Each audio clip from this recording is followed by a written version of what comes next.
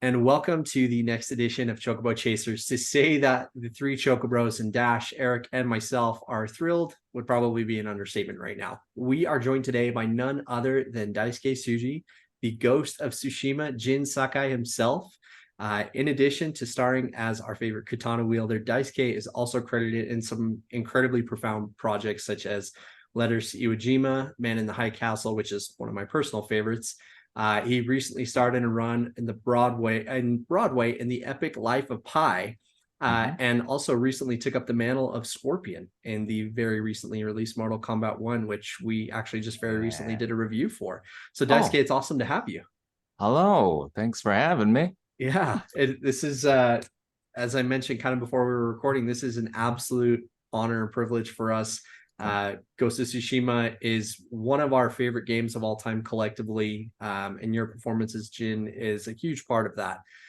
Thank you. Some very, very great storytelling, great acting, just all around great performances all around. So without further ado, we'll go ahead and we'll dive right in.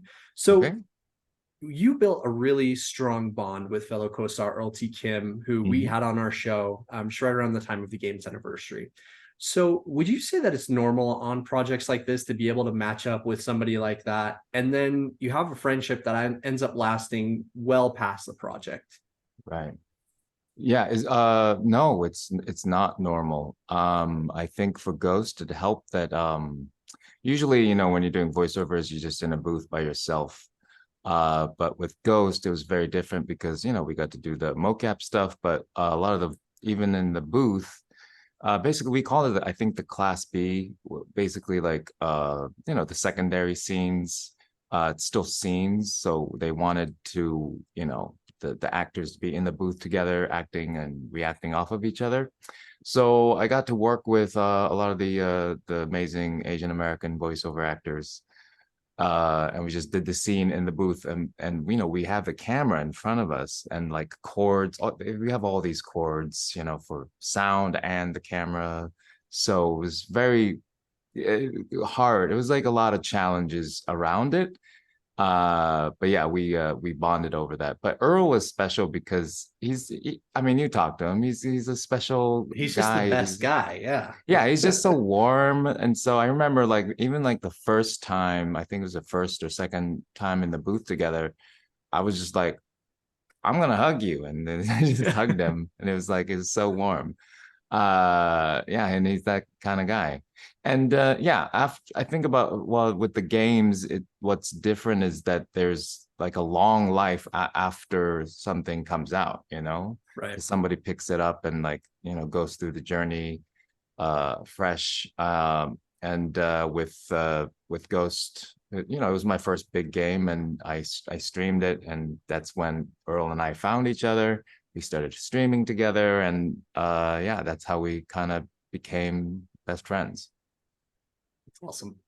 Eric, you want to go ahead and pull that up? All right, well, I gotta go ahead and get ready for the interview properly. So we're gonna go ahead and put this on. Where'd you get that one? This is 3D printed. A buddy and I have a 3D printer, and we made it. Yeah, so, I've signed many of those, so I'm like wondering like which kind it is, Yeah. Yeah, it was a file off of Etsy we bought and printed it. This is like the third or fourth attempt at it because we are not very good at printing stuff. And we're not very gifted at artsy stuff. So so it takes skill. I thought you just print. Push if you're smart. We're a couple of Neanderthals, to say the least. So. That's amazing. Our IQ gets lower as we get together, so we'll just leave it at that. But no, so the question is, I'm gonna take this off. Yeah, I can't hear what you're saying. So you had quite a good bit of film roles early on in your career, and you've kind of pivoted now. You're doing Broadway, and the video games have come about. But how'd you get into video games? I got into video games after being at the Oregon Shakespeare Festival for 4 years. I was doing, Shakespeare musicals and new plays. I was very much a theater nerd heaven. I don't know if you've been Ashland, Oregon. If you're a theater nerd, you should know Ashland, Oregon. But after 4 years, and like they're very good about like making connections with industry people in LA and New York. So after 4 years, it was like me graduating from grad school essentially. of theater and acting. And yeah, I just started to do TV and film, try to focus on that once I was back in LA. But the TV and film business, it just takes a long time. My first show was like a small guest star in oh shoot, what's the Blacklist. Just I had like maybe 5 lines being a bad guy. But yeah, that was like maybe a year into like being back in LA, and they consider 1 year is pretty good. Or, people say stuff like that. I have no idea what the norm is. There is no norm. Some people get lucky, some people take 5 years to get a TV gig. Anyway, so I was doing like odd jobs to make ends meet, but yeah, that's when I realized like I need to like have different sources of income, and obviously I was really interested in doing voiceovers. I always have. I love video games, I love anime, so I thought I'd give it a try. I thought I had a pretty good voice, so and I actually the first person, and I share this story many times. I had a mutual friend with Yuri Lowenthal. We had like a writers group like at a Korean spa, and so we were all naked in a bathtub together. And I asked Yuri because my friend who introduced me to Yuri was like, yeah, he's the Spider-Man. He does voices, so you should ask him questions. And I was like, okay, great. And this is what the whole group is all about, right? Like just introducing business people together, just making connections. So I'm very grateful for that encounter. But so yeah, Yuri is the one that introduced me to his like teacher. And so I took this teacher, Rick Zief, and I made a demo reel with him. And that's really like the very beginning of my journey into voiceovers, because then it's like you have the reel, you find an agent, and then you just keep auditioning, and eventually hopefully you hit something. Awesome. Yeah, and it's like even with like Broadway. So my recent success is like Broadway, Life of Pi. I didn't like choose to be in TV or theater or film or video games. It's just like I think a lot of actors, we're just doing the best we can, and sometimes we get to choose, but a lot of times we just do what's in front of us. And for this recent one, they just happened to have a need for a Japanese actor for Life of Pi, and I fit the bill, and so I was on Broadway for a little bit. That's awesome. And definitely we've spoken with a pretty decent amount of actors, directors, and kind of everybody who's had a hand in this industry, and it definitely seems like everybody's journey is just a little bit different. So I think that kind of spoke that into existence a little bit. I think the most common thing is like if you're not an A-list celebrity, you kind of just take whatever you can get. We even get that from like Doug Cockle when we did it with him. Like he's like, I can't turn down work. Yeah, exactly. Yeah, being in this business, you meet a lot of people who are like not A-list celebrities. We're just like there's middle class, actors and writers, and we're just doing the best we can. And we make a living out of it, Yeah. But yeah, it's interesting. Dash, why don't you go next? Yes. So Mortal Kombat 1 is out, so that's kind of like the hot topic. Yeah. So you had the honor of voicing Scorpion, who's one of the most iconic faces in that franchise, let alone video game history. So what was it like to bring that character to life in this new timeline that was kind of a different take of Scorpion that we've had in the past? Yeah. I mean, no pressure. All right. And that's really how I went into it. It's like, I don't know why they cast me as Scorpion, but I assume that they like my voice. So I was just like, I'm just gonna do the best I can. And I thought about like I did some research, like, okay, what was the most recent game? Okay, MK11, watched some videos. But yeah, once I was in the booth, the director and story director, Dominic, I think his last name is Chancholo. He assured me that it's a new timeline, so it's a new Scorpion. And I was like, okay. And at the time, he explained to me about the character, about Kuai Liang and Scorpion and Sub-Zero and Hanzo and all that. You know this. At the time I was like, okay, none of this is making sense, but sure. Yeah, I think at first we were trying to go for something, younger. I think we were all the characters, because it's a new timeline, they were younger versions of themselves, which I thought was, appropriate. And then I think as we worked on it, just naturally, I feel like my voice just kind of went into the more vengeful Scorpion voice, which I feel like it ended up working, because I recently played through it on my Twitch. And I realized that I don't know if it was the direction and the takes that they chose, but the moment that I've noticed my Scorpion voice like changes from like an honorable Kuai Liang voice, young Kuai Liang voice, to a vengeful Scorpion voice is when he starts fighting Sub-Zero. That's when I was like, oh, that's when he kind of changes. He gets caught up by Sub-Zero, he gets that scar. So I was like, oh, I don't know if I did that, but I think they did a very good job of telling that story, because it is an interesting, and I think it's an ongoing discussion with the fans of like, yeah, what is it to have a Kuai Liang Scorpion and not a Sub-Zero? Yeah, because once I knew about it, I went back and watched, MK11 and even before that, and essentially I just kind of just focused on Kuai Liang, Sub-Zero, and Scorpion, and it's somewhere in the middle, or both. Yeah.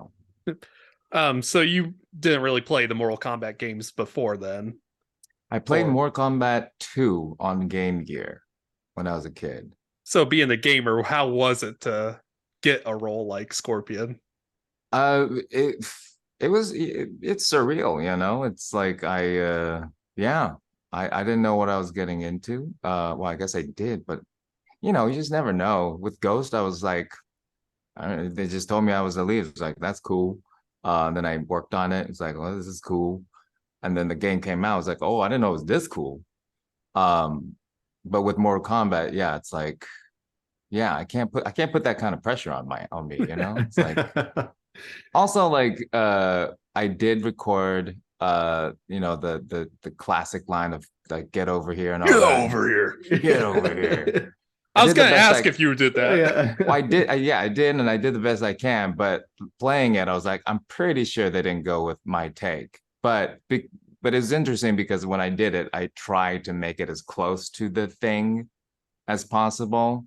I think that was Ed Boon back then, wasn't it? It was Ed Boon. I think Yeah. it still is, because it is it is that iconic sound of get over here. So I don't think it's me, which is totally fine and understandable.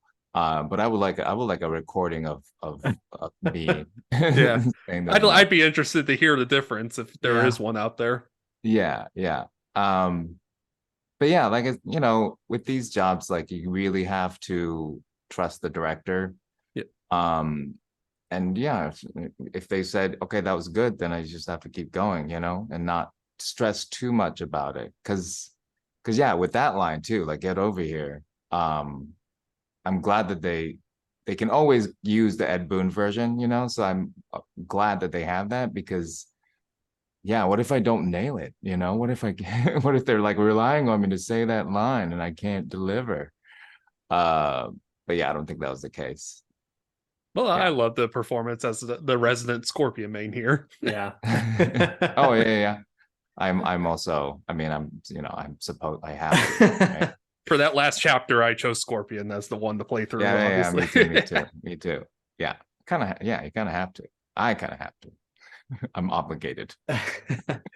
So now you're a pretty established name in the gaming world, especially over the last few years. You've had your hands in Mortal Kombat, Ghost of Tsushima, Fortnite, Call of Duty, which are, some of the biggest titles in the world. Yeah. Is there any franchise that you haven't been a part of quite yet, but you'd love to jump into? Oh my God, yeah, all of them. Wouldn't you?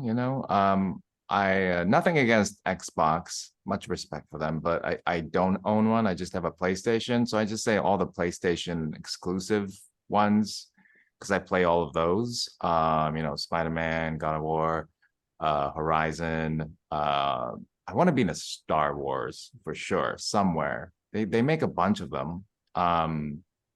I would like to say, so I assume y'all are Final Fantasy fans? We Oh, are. yeah. Yes. Oh, yeah. I've auditioned for some of them, and I can't, or I guess specifically 7 remake. But yeah, I can't seem to that one and Yakuza 0. Something about the Japanese games translated to English that I can't get the tone right. It's like bigger than life in some ways, and I would love to be in those as well. But I just want to work. But those would be my favorite. We're gonna Yeah. write some aggressively worded letters to Sony after this is over. Just you wait. Eric, why don't you follow that up, man? There's obviously a canon ending to Ghost of Tsushima. Mm-hmm. My question is, which one do you prefer? And when you played it, which one did you choose? Yeah. So and you in the question is it's like white and red. Which one's white is the death kill Yes. one, right? Red is the spare. Okay. Red is yeah. fair, yes. Yeah. So when I played it, I went in knowing that, I performed both of them, so I knew how it was going to end. But I thought that I was going to kill going in. But as I was playing it, my feeling was definitely towards spare. And I've been told by, I think the director, no, I guess the director hasn't really said it, but I've been told that the red, the spare Yeah. is the canon. That's Yeah, what I think he was like in an interview and he said that for him. Yeah, It was I've the heard. canon. Oh, for Yeah. him it was. Oh, okay. Yeah. I'm not sure if Yeah. he's saying it is canon or if it's kind of his head canon, but I'd say he's the creator of the game. I'm gonna go. Yeah. And I like that. At the time, I could have written like a whole essay on it or a dissertation on it, but I think it was basically because there's a fight between Lord Shimura and Jin, and so the whole meaning of ghost being the ghost in this world is that he gets to decide what is honorable to him, his choice. So in that way, like, it doesn't really matter which one you choose because it's having the choice is what matters. But yeah, for like, I don't know, emotionally for me when I played it, I just, once I beat him and I'm like, I'm not gonna give you what you want. I'm gonna do what I want, Like if you want that, then I'm not gonna do that because I won. That's how I felt. And then I realized, like, well, if he really wanted to, like so shamed that he wants to die, you could just kill yourself, which I wouldn't want you to do, but he could. Either way, he's finished. Sorry, Uncle, you're done. Dash, why don't you go ahead and follow that up? Yep. With theater being the big part of your career, as we've learned from Earl too, what's one thing that I found interesting is that you did clown shows, they're called. Yes. Could you tell us more about that? There was one with a very colorful name I'm not going to repeat, but yeah, colorful man? Colorful name. Yeah, there's a very colorful name, use explicitives, but oh yeah, that one was not a clown show. Oh, okay. That was a show that another person wrote and directed. But yeah, we don't have to talk about that one. Because yeah, it's kind of hard to say. But yeah, so one of the earliest, after college, I did a tour of Poland with an artsy show, and I saw a clown show, like a Russian clown show. And I was in Poland and I was watching all these Polish shows, and I realized, like, I don't understand anything because they're all in Polish. And then I saw this Russian clown show with no words. The one where they used was like hello. But the entire audience was on the same page with the story. And and at the same time, everybody in the audience was like turned into like little children, was brought back to their childhood by these clowns. And it really kind of changed my life, and what, story could do without words. And so, yeah, I think that was like, in me. And then I started working with the Actors Gang, which is like Commedia dell'arte, which is like an Italian masked improv troupe. And that group led to an audition with Cirque. And so I started working with Cirque for a year and a half because it just happened to need a Japanese actor. And so I got to be like literally like front seat of a Cirque show, watching, a circus troupe with professional clowns.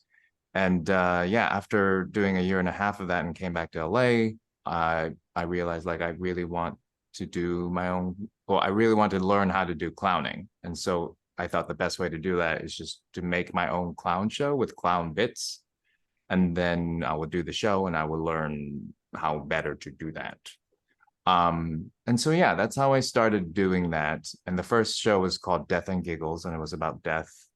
And another show I did was called Clowns Are Peoples Too, which was about depression.